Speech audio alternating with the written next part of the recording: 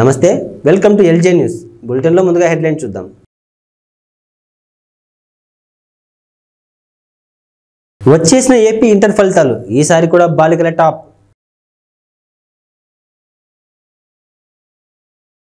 Rameswaram cafe bomb పేలుడు కేసులో 2 కీలక నిందితుల అరెస్ట్.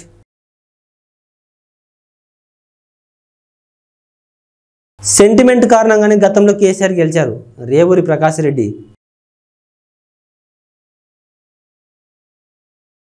కోర్టులో కవిత 5 రోజులు కస్టడీ కోరిన సిబిఐ.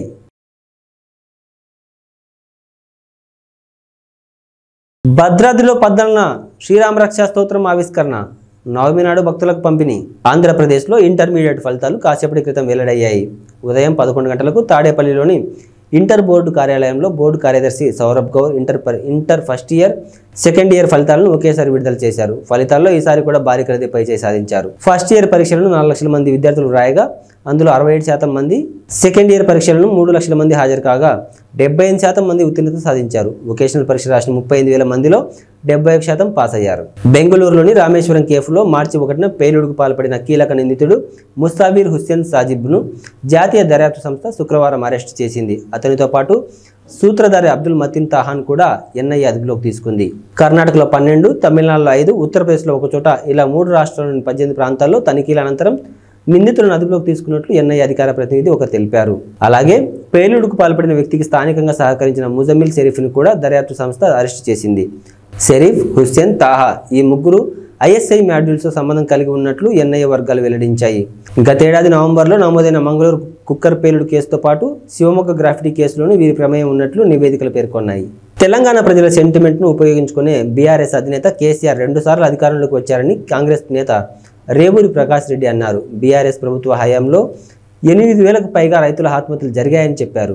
గిట్టుబాటు ధరలు ఇవ్వాలని కోరితే బీడీలు వేసి జైలుకు పంపిన ఘనత బీఆర్ఎస్ ప్రభుత్వానిదని విమర్శించారు. గత సీజన్లో వర్షాలు సరిగా పడకపోవడం వల్లే ఈ ఏడాది ఇబ్బందికర పరిస్థితులు నెలకొన్నాయని చెప్పారు. తెలంగాణను బీఆర్ఎస్ ప్రభుత్వం అప్పుల ఊబిలోకి నెట్టేసిందని, రాష్ట్రాన్ని 7 లక్షల కోట్ల మేర అప్పుల పాలు చేశారని దుయ్యబట్టారు.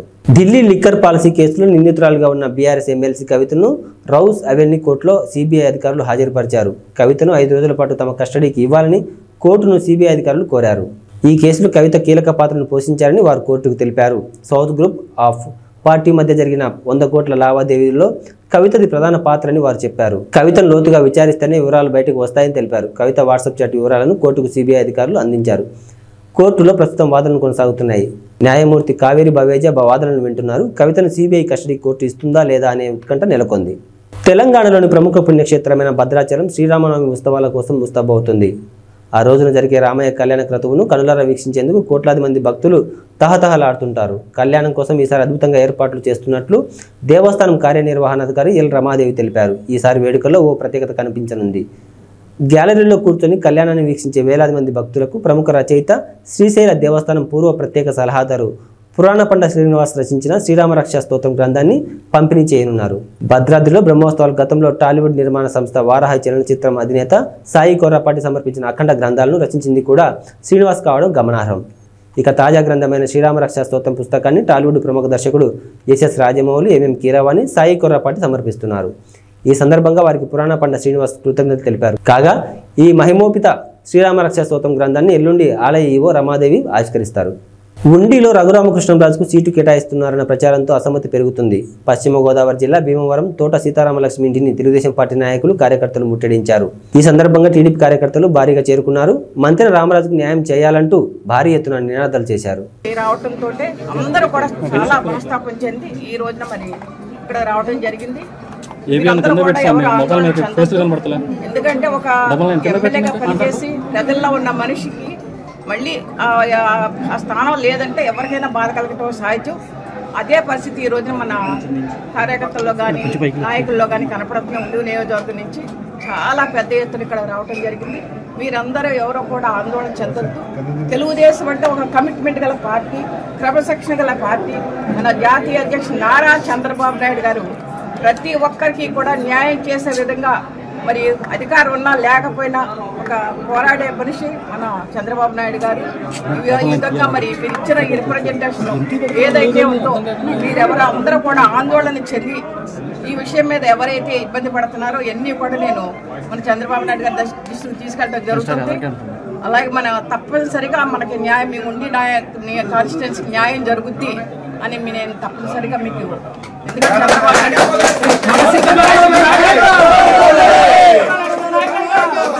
పెరవలి మండలం కానూరు గ్రామంలో గడప గడప కార్యక్రమంలో నిడదవోలు నియోజకవర్గ ఎమ్మెల్యే శ్రీనివాస నాయుడు తనయుడు వరుణ్ సాయి పాల్గొన్నారు. ఈ సందర్భంగా వరుణ్ సాయితో పాటు గ్రామ సర్పంచ్, గ్రామ ఎంపీటీసీ, గ్రామ పార్టీ అధ్యక్షులు, బూత్ కన్వీనర్లు, గృహ సారథులు, వైఎస్ఆర్సీపీ నాయకులు, కార్యకర్తలు పాల్గొన్నారు.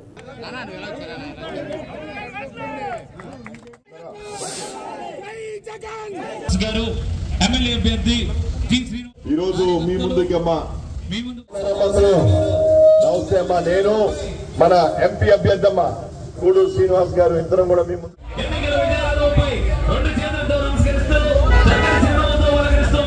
పథకాలు, అదేవిధంగా వాలంటీర్ వ్యవస్థ, సచివాలయ వ్యవస్థ అన్ని కూడా వెరీ గుడ్ థ్యాంక్ యూ అమ్మా. బాగున్నారమ్మా? మీ దీవెనతో మళ్ళీ తప్పకుండా గెలిచి మీ బాగున్నారు.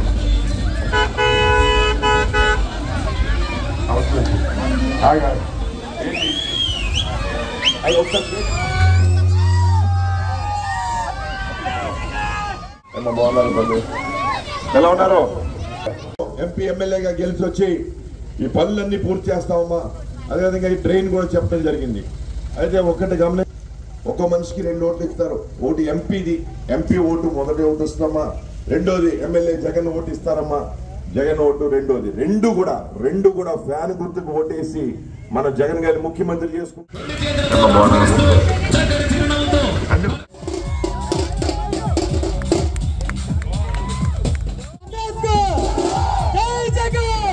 పశ్చిమ గోదావరి జిల్లాలో గతంలో నిర్వహించిన వారాహి యాత్రలో తణుకు టికెట్ విడివాడ రామచంద్రరావుకి పవన్ కళ్యాణ్ ప్రకటించారు. అయితే పొత్తులో భాగంగా తణుకు టికెట్ను టీడీపీ అభ్యర్థికి ప్రకటించిన వైనం అక్కడ చోటు చేసుకుంది. వారాహి యాత్రలో ప్రకటించిన మొదటి టికెట్ తణుకు అభ్యర్థి విడివాడకి ఇవ్వాలంటూ నిరసన తెలిపారు. పవన్ ఇచ్చిన మాటకు విలువ లేదా అంటూ ప్లకార్డులతో నిరసన తెలిపారు. సభాస్థలం వద్ద నిరసన పోలీసుల జోక్యంతో శాంతియుత వాతావరణం నెలకొంది.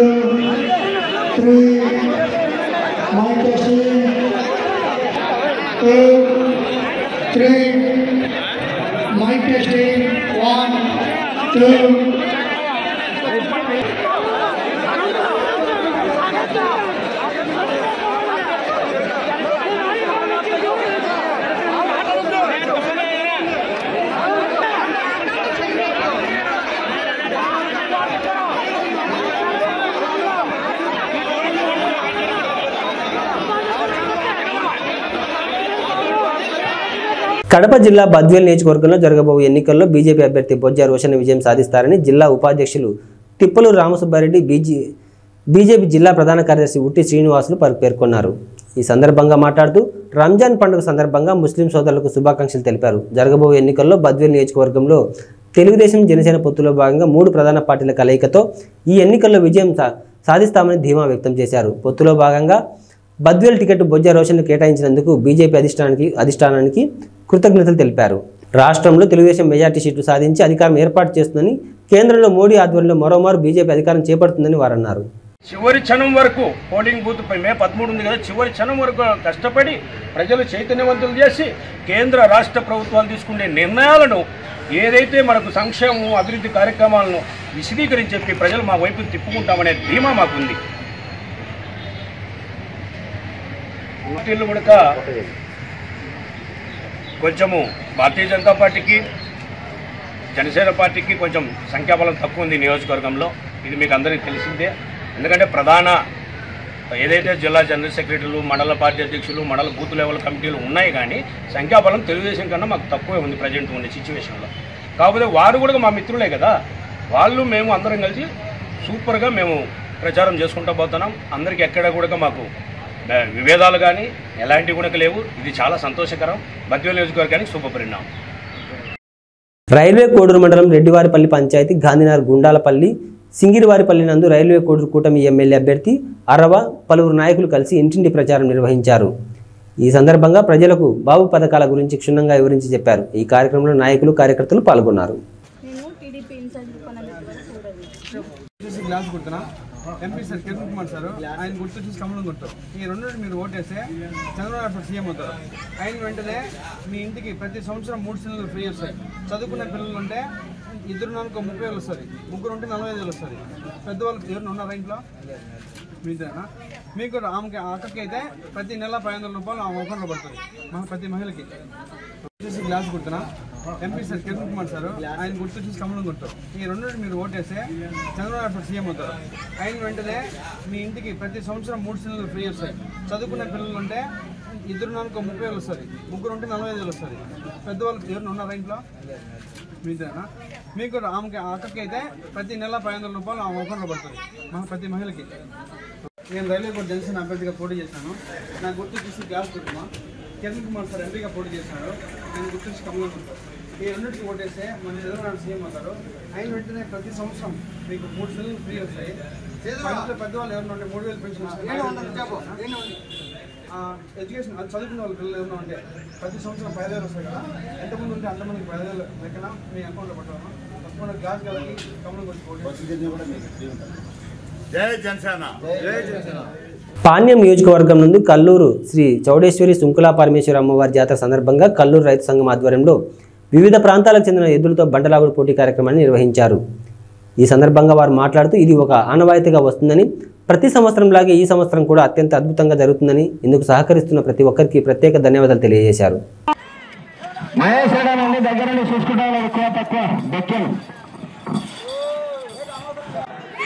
అన్నదాత రామరెడ్డి పాట సంస్థాన్ అందరికీ కూడా ప్రత్యేకంగా ధన్యవాదాలు. 9వ రౌండ్ సించి పాల్గొతున్నాయి పేపర్ లెక్కల.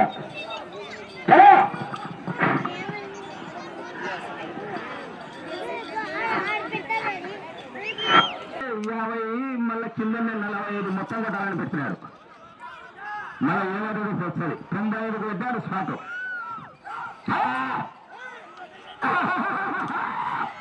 అందరికీ నమస్కారం.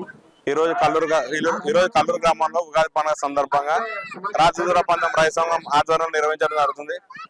ఇందుకు సహకరిస్తున్న దాతలకు కీర్తిశేషులు ఈశ్వరప్ప గారి కుమారులు బి పవన్ గారికి, సాగర్ గారికి, 2వ బహుమతి బెక్కం మహేశ్వరరెడ్డి రైతు సంఘం అధ్యక్షులకి, మరియు 3వ బహుమతి బిద్రకోట మోనప్ప గారికి, 4వ బహుమతి డోగురు రాముడు గారికి, 5వ బహుమతి మాలిక్ భాష గారికి, 6వ బహుమతి మద్లేడి గారికి మా హృదయపూర్వక ధన్యవాదాలు. అలాగే ఈ రోజు జరిగే కార్యక్రమాన్ని రైతులు మరియు గ్రామ ప్రజలందరూ దిగ్విజయంగా పూర్తి చేయాలని నా మనస్ఫూర్తిగా కోరుతున్నాను. రాబోయే రోజుల్లో మంచి వర్షాలు కురిసి రైతులు పాడి పనులతో సుభిక్షంగా ఉండాలని నా మనస్ఫూర్తిగా కోరుతున్నాను.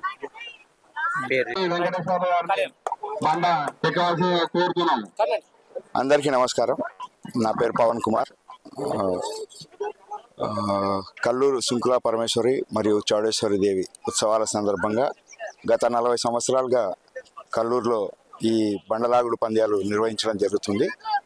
ఇంతకుముందు గిరిక పందాలు పెట్టేవారు పూర్వము. తర్వాత రాను కాలక్రమేణా అది బండలాగుడు ప్రోగ్రాంగా మారిపోయింది. దీన్ని మా నాన్నగారైనటువంటి శ్రీ పి ఈశ్వరప్ప గారు 40 సంవత్సరాల క్రితం దీన్ని మొదలు పెట్టారు. ఆయన చనిపోయిన తర్వాత కూడా గత 7 సంవత్సరాలుగా ఆ ఆనవాయితీని కొనసాగిస్తూ ఆయన కుమారులమైనటువంటి మా అన్నగారు బి సాగర్ కుమార్ మరియు నా పేరు బి పవన్ కుమార్, మేము ఈ మొదటి బహుమతిని ఇవ్వడం జరుగుతుంది. ఈ కార్యక్రమాన్ని ఇంత పెద్ద ఎత్తున దీన్ని సక్సెస్ చేసినందుకు మా గ్రామ ప్రజలకు, రైతు సంఘం వారికి, కల్లూరు గ్రామ పెద్దలకు అందరికీ పేరు పేరున ధన్యవాదాలు తెలియజేసుకుంటున్నాము. అంతేకాకుండా ఈ కార్యక్రమానికి అన్నదానము మరియు మా పొద్దున టిఫిన్ కార్యక్రమము ఇదంతా దీనికి సహాయ సహకారాలు అందించినటువంటి శ్రీ అవధూత రామరెడ్డి తాత సంస్థానం వారికి ప్రత్యేకంగా ధన్యవాదాలు తెలియజేసుకుంటున్నాం. ఈ కార్యక్రమాన్ని ఇంత పెద్ద ఎత్తున ముందుకు తీసుకెళ్ళడానికి సహకరిస్తున్నటువంటి అందరికీ, అలాగే మీడియా వారికి కూడా స్పెషల్గా ధన్యవాదాలు తెలియజేసుకుంటున్నాం. Thank you. చిరంజీవికి ఈ జగన్ రెడ్డికి పోలిక అని చంద్రబాబు నాయుడు విమర్శించారు. చిరంజీవిని, రాజమౌళిని, ఇతర సినీ హీరోలను ఇంటికి పిలిచి జగన్ రెడ్డి ఎలా అవమానించాడు చూశాం కదా అని అన్నారు. ఇంటికి పిలిపించుకొని చిరంజీవిని, సినిమా ఇండస్ట్రీ పెద్దలని అవమానించాడని చంద్రబాబు గుర్తు చేశాడు. అహంకారం పనికిరాదు. ఒక్క విషయం చెప్తున్నా మీకు, కోనసీమలో చిరంజీవికి జగన్మోహన్ రెడ్డికి కంపారిజన్ ఉందా తమ్ముళ్ళు? కంపారిజన్ ఉందా అని అడుగుతున్నా, మిమ్మల్ని ఉందా అని అడుగుతున్నా.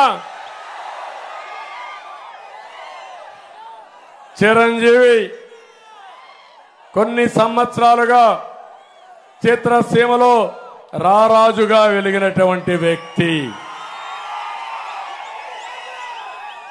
వారి యొక్క కళామ తల్లికి చేసిన సేవలు గుర్తుపెట్టుకొని కేంద్ర ప్రభుత్వం కూడా పద్మ విభూషణ్ ఇచ్చారా లేదా అని మిమ్మల్ని అడుగుతున్నా.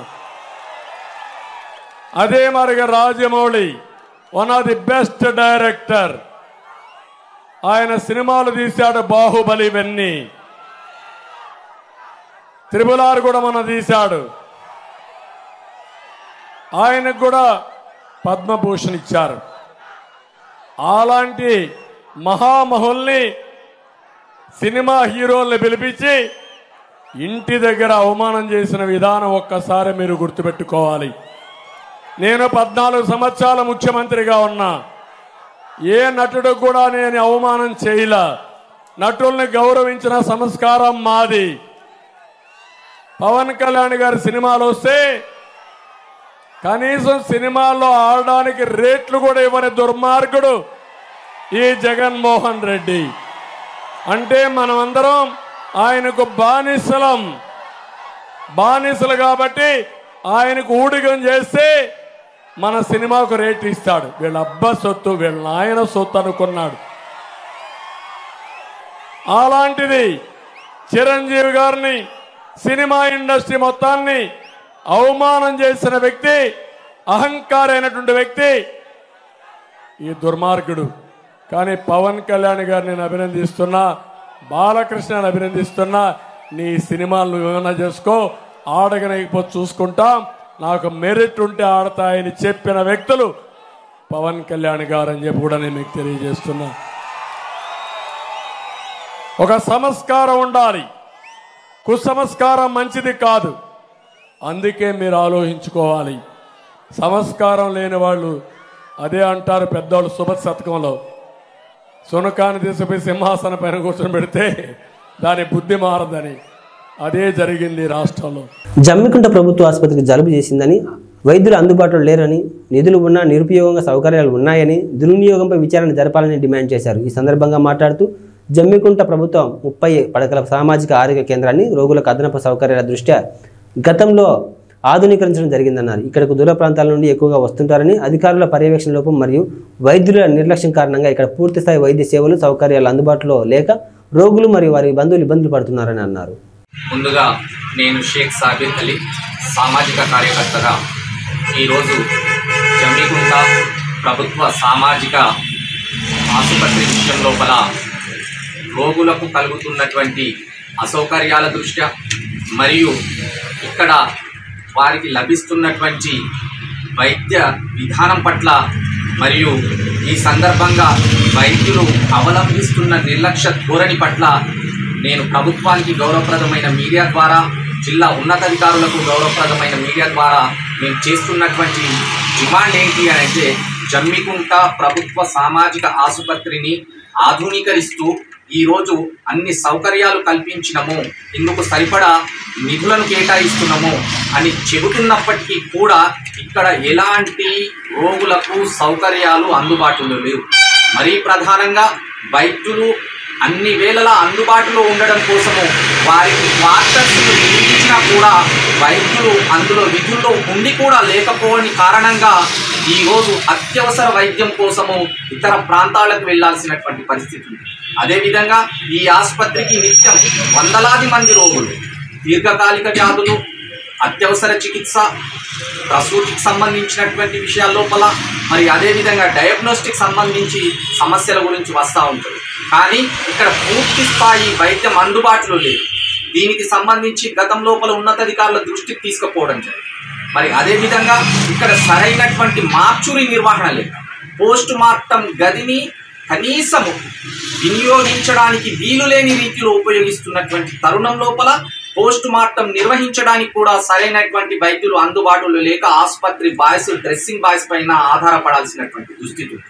కాబట్టి ఈ ఆసుపత్రికి సంబంధించినటువంటి నిధుల విషయం లోపల ఎలాంటి అసౌకర్యాలు ఇన్ని జరుగుతూ ఉన్నా కూడా సౌకర్యాల లేమి కట్టినట్టు కనబడుతుంది. కాబట్టి వెనువెంటనే ఉన్నతాధికారులు దీనిపైన దృష్టి సారించి ఆసుపత్రి నిధుల అక్రమాలపై విచారణ జరిపిస్తూ బాధ్యులపైన చర్యలు తీసుకోవాలని చెప్పి, అదేవిధంగా ఈ ఆసుపత్రిని అప్గ్రేడ్ చేసి రోగులకు వైద్య సేవలు అందుబాటులోకి తీసుకురావాలని చెప్పి ఈ సందర్భంగా డిమాండ్ చేస్తూ, లేని ఎడల రిలే దీక్షల ద్వారా ప్రభుత్వం పైన ఒత్తిడి పెంచి ఈ సమస్యలను సాధిస్తామని చెప్పి దీనికి మీడియా సహకారాన్ని కోరుకుంటూ ధన్యవాదాలు. నర్సీపట్నం మున్సిపాలిటీ 1వ వార్డులో సిట్టింగ్ ఎమ్మెల్యే పెట్ల ఉమాశంకర్ గణేష్ నిర్వహించిన ఎన్నికల ప్రచారం నిర్వహించారు. ఈ సందర్భంగా అడుగడుగున హారతులు పడుతూ పూల వర్షం కురిపిస్తూ అపూర్వ స్వాగతం పలికారు. పెద్ద సంఖ్యలో వార్డు ప్రజలు ఎమ్మెల్యే గణేష్ వెంట నడిచారు. ప్రతి ఇంటి ముందుకు వైసీపీ అభ్యర్థి గణేష్ వెళ్లి ప్రజలను వచ్చే ఎన్నికల్లో గెలిపించమని అభ్యర్థించారు. తన గెలుపుకు సహకరించమని కరపత్రాలను పంపిణీ చేశారు. వచ్చే ఎన్నికల్లో తనను మరోసారి ఎమ్మెల్యే గెలిపిస్తే నియోజకవర్గం అభివృద్ధికి మరింత కృషి పాటుపడతానన్నారు. కార్యక్రమంలో నాయకులు పాల్గొన్నారు.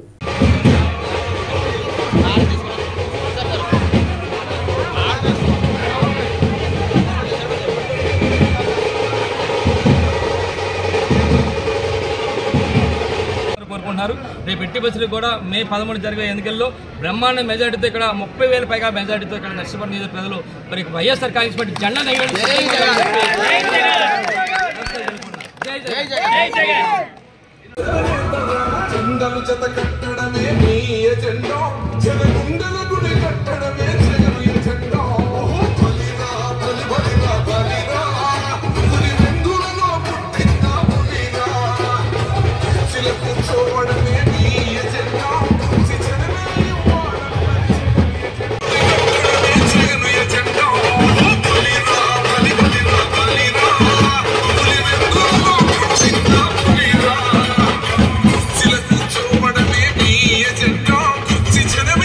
నిన్న 4వ వార్డులో తిరిగాం. రాత్రి 10 గంటల వరకు తిరిగాం.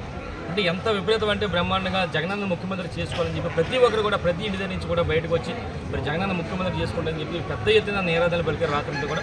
అదేవిధంగా ఇప్పుడు ఉదయం నుంచి కూడా 1వ వార్డులో కూడా మరి బ్రహ్మాండంగా చేస్తాం. ఎందుకంటే ఈ రోజు చూస్తే ఈ వార్డులో మరి గత తెలుగుదేశం ప్రభుత్వంలో చేయలేని రోడ్లన్నీ కూడా ఈరోజు బ్రహ్మాండం రోడ్లు కూడా ఇక్కడ వేసాం. అంటే ఒక 5 సంవత్సరాలు మాకు టైం ఇస్తేనే బ్రహ్మాండం రోడ్లు వేసాం సంగతి మీ ద్వారా తెలియపరచు. ఒకసారి అందరూ తెలియపరచాలి. నిన్న మొన్న మరి అయ్యన్న భద్ర మాట్లాడుతూ ఉంటాడు, చాలా పెద్ద మాట్లాడతాడు. నేను అవినీతి పరుని కాదు, ఒక్క పైసా చేయలేదు అని చెప్పి అంటాడు.